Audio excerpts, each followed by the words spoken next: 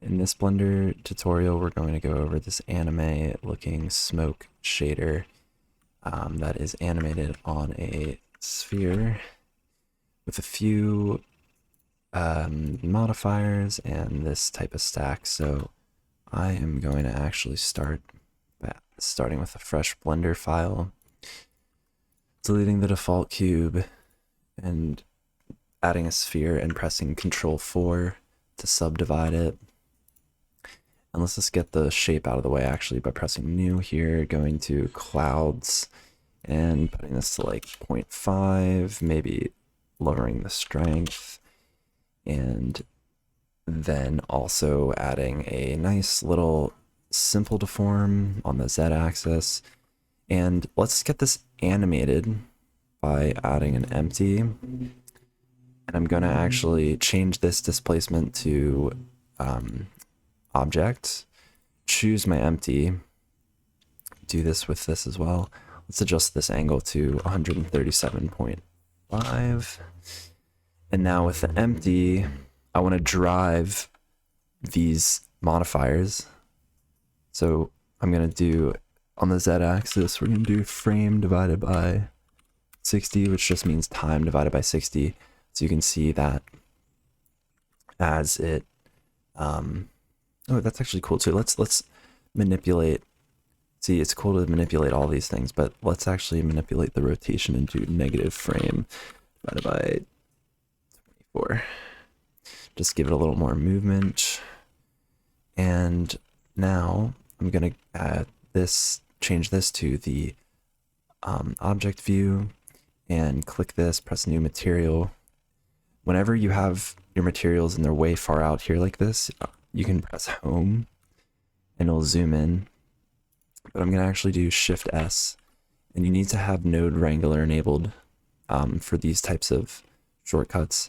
But I'm going to take this shader and I'm going to actually use a mix shader, and I'm going to Shift D, plug this mix shader in. Let's add a transparent shader, and actually hit Shift Tab to make these kind of more clicky with your movements. And then I'm going to press N, and I want my transparency to show, so I'm going to change this to alpha clip,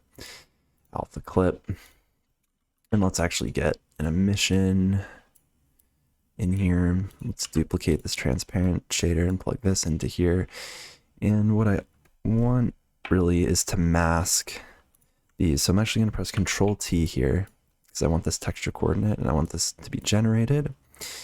And I want to project a texture onto this emission color.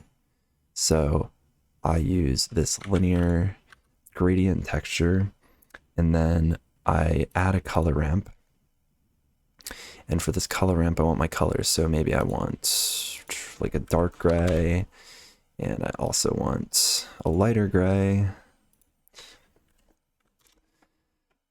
It's not really gray. Let's do negative 0.5, or excuse me, I just meant 0.5 is this value. And then if I want one in the middle to make it more of a gradient here, which I can actually do by doing Control Shift and clicking this, I see a gradient, and I actually want to adjust my gradient.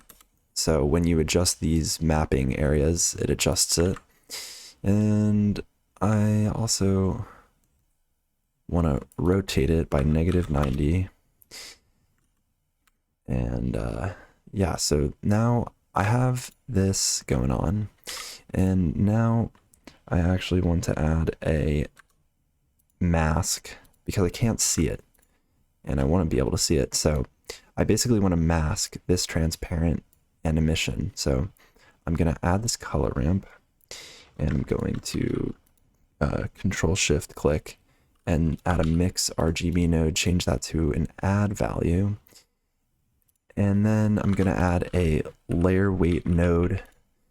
This node's really interesting. You should experiment with it, but I'll link to the documentation rather than trying to explain it. But I think basically as you change your position and as you change this value, it kind of acts like a Fresnel.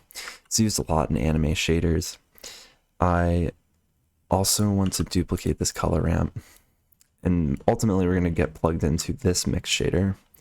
I still can't see anything, but that's okay, because I'm going to add a math node, and we're going to actually change this math node to a less than value, change this into here. I'm going to duplicate this layer weight, change this Fresnel to here, and turn that to 1. And, whoop, my apologies. So I have this in here, and it's not displaying because, so this mask is here. Let's troubleshoot this. So my emission is being mixed, and oh, okay, maybe that's why. Yep, there we go. So you might have to mess with this mix factor a little bit, but we almost are back to where we were at the beginning of the video. And I think I just need to mess with this value, which you can see is kind of sensitive as a value. Oh, and one other thing I actually did was I add a noise texture, and I mix that noise texture with these generated values on the texture coordinate, and I plug the color value of this, then I plug this generated into the vector of this, and I want to mix, I want this to be mixed. And you can see that if I have it turned to 1, it's completely mixed in, but I just kind of want to distort the vector data here. So let's just do 0.1.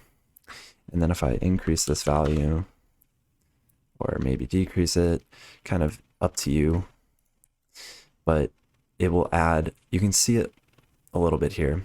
It'll add some more definition. And that's pretty much it. I think we're about 1-to-1 with the shader that I had in the beginning. So if you have any questions, oh, one other thing I'd like to mention is messing with this value is interesting, because it kind of looks like it's being cut away. And yeah, I think it's just worth exploring. Same with this layer weight value. And then you obviously you can change the colors here. You can maybe change some of these textures for a different outcome. But now that we have this base shader, and then if I just want more, I can just Alt D and kind of bend it around or do stuff like that. Now they're kind of distorted because of the empty and because of this simple deform. So if I actually just now turn that simple deform off and duplicate it, size it up, Alt D, size this one up, you start to have something like that. And just mess with this displacement value too, and the shader here. So if I want more like a ball, I have that. And I can change these textures if I would like as well.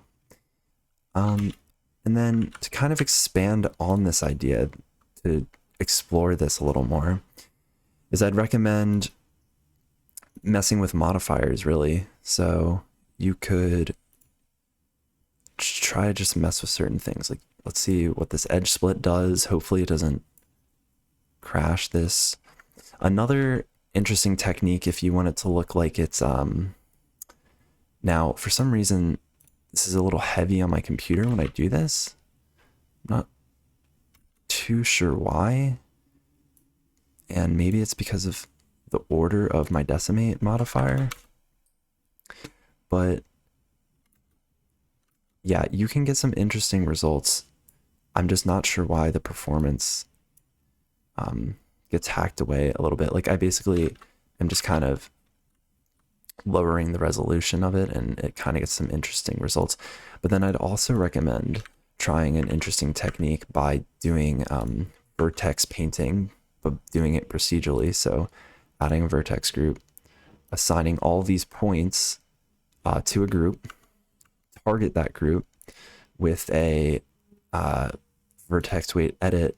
Let's put this before our displacement. Let's add this on, and let's actually do Control tab and go to weight paint. And you can see that it's all red, which means there's no weight paint being applied. But when I go to this and I click this, invert fall off, it turns blue. And then to make it procedural, I add a, let's just do like a Musgrave texture. And now you can see that there's values in red, green, blue. And then I say, I'm happy with that.